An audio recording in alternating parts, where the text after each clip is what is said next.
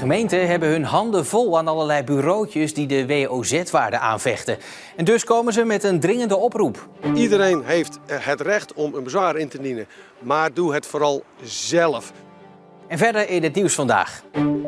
Een marktkoopman protesteert bij gemeentehuis. En het is nu echt klaar voor Jannes en Claudia.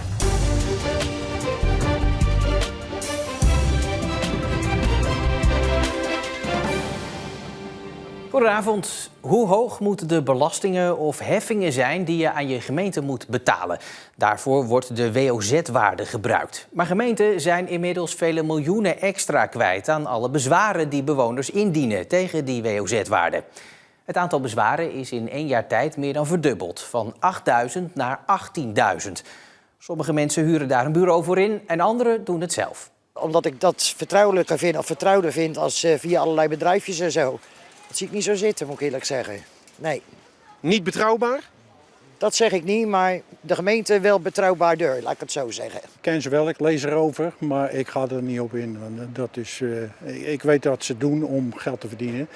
En dat hoeft niet per se mijn geld te zijn. Maar als je dan kijkt wat die bedrijven dan bij gemeentes en dergelijke opstrijken, dat is gewoon, dat zijn zakkenvullers. Dat zijn niet mensen die jou helpen, maar die zichzelf helpen. Ik praat erover verder met verslaggever Erik Holm. Erik, dat bezwaar maken aan zich is natuurlijk al zo oud als de weg naar Rome.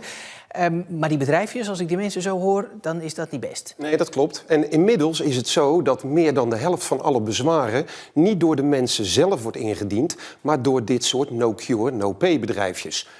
Totaal geen probleem, niks mis mee, ze doen niks verkeerd. Maar ze nemen ook wat werk uit de handen. Maar de kans op succes wordt niet veel groter.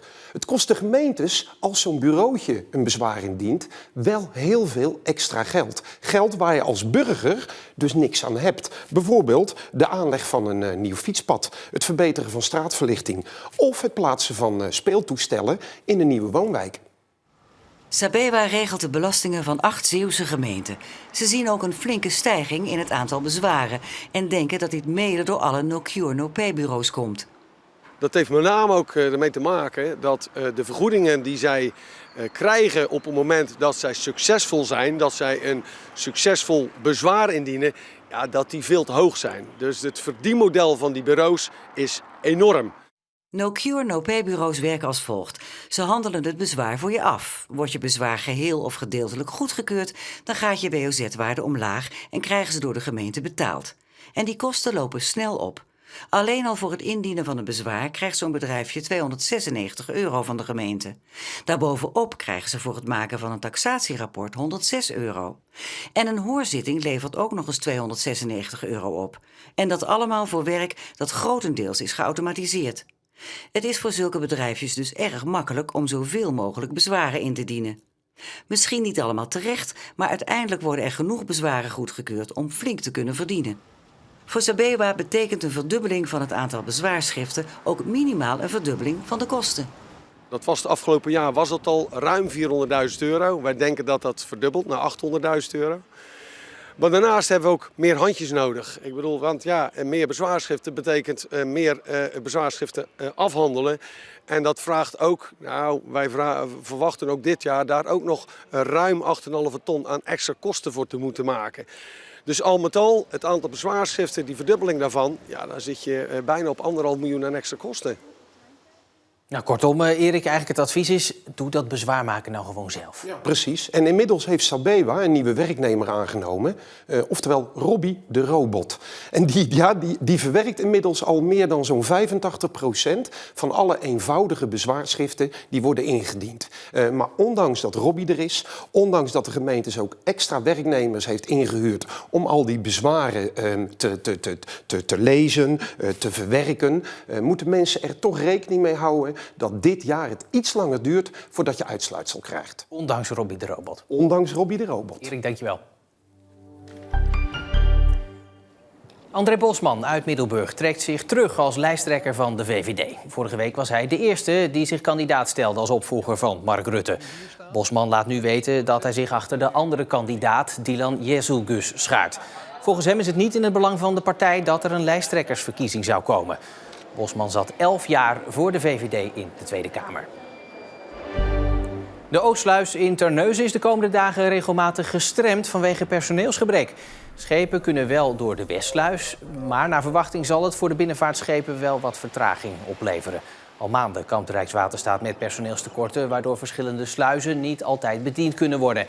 Binnenvaartschippers zijn boos.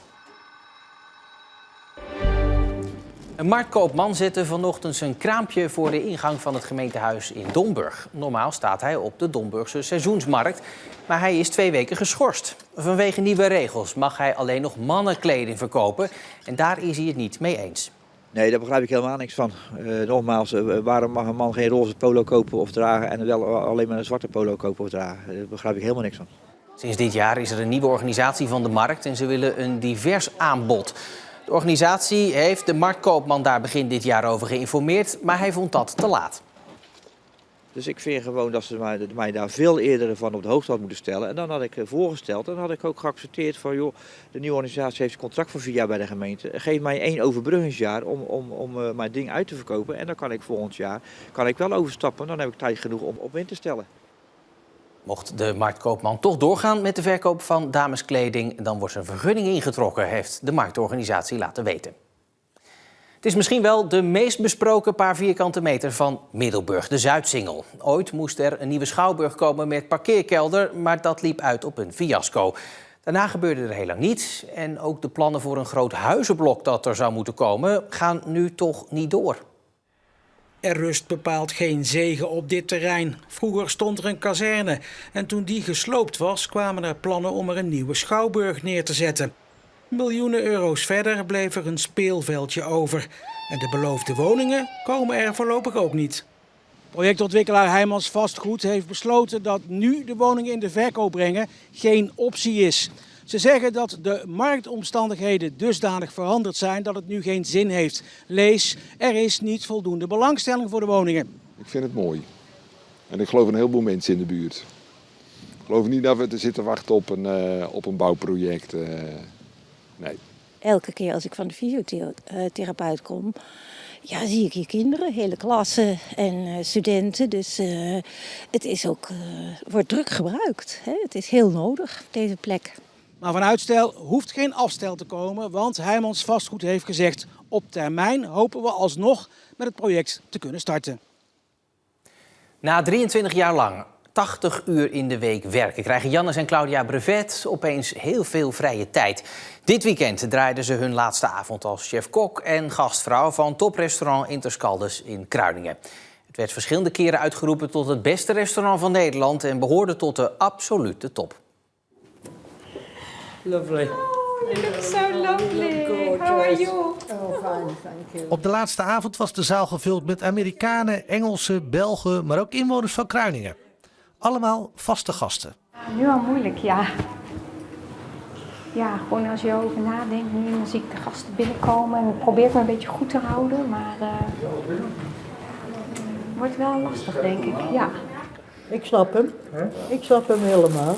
Dus, ja, met gemengde gevoelens. Hè. Het is op zich ook wel heel mooi, hè. Allemaal trouwe gasten en bekenden. Het is ook wel leuk om mooi te doen. Ja, het zou straks vreemd zijn, hè, de deur achter je dicht trekken. Maar ja, ik heb ons natuurlijk 2 maanden toegeleefd. En is het ook goed om er een punt achter te zetten, denk ik. Stoppen betekent ook afscheid nemen van het personeel. Ja, er zijn mensen die werken al 20 jaar, 12 jaar, 10 jaar. Dat is meer als werknemers geworden. Dat zijn toch deels vrienden geworden. Dus het zal best even wennen zijn. Nou, dat wordt wat vandaag. Hè? Spannend, hè? We leven met jullie mee. Vanmorgen stond ik een beetje somber op van nou, hè. Maar het is gewoon een feestdag geworden. Hoe we in de bloemen zijn gezet, gasten sturen, presentjes, bloemen, kaarten, berichtjes. We gaan het iets feestelijker maken vandaag. oh ja, het is al zo feestelijk. Ja. Oh. Het ziet wel zo schitterend uit. Oeh, wat lekker. Alsjeblieft. Onvoorstelbaar. Het voelt nu opeens als een feestavond eigenlijk. Ja, maar het zal een beetje dubbel zijn.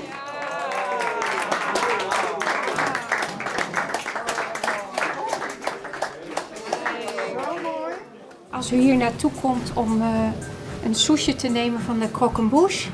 En dat we dan gezamenlijk even lekker het glas heffen. En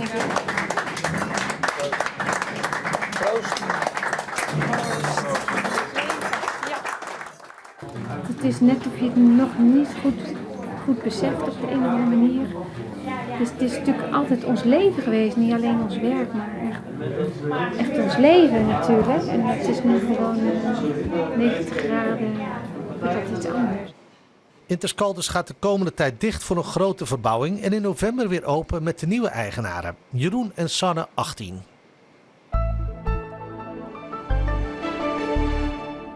Een sterk wisselende dag was het vandaag, zou je kunnen zeggen. Er waren buien van zee, maar ook brede en felle opklaringen.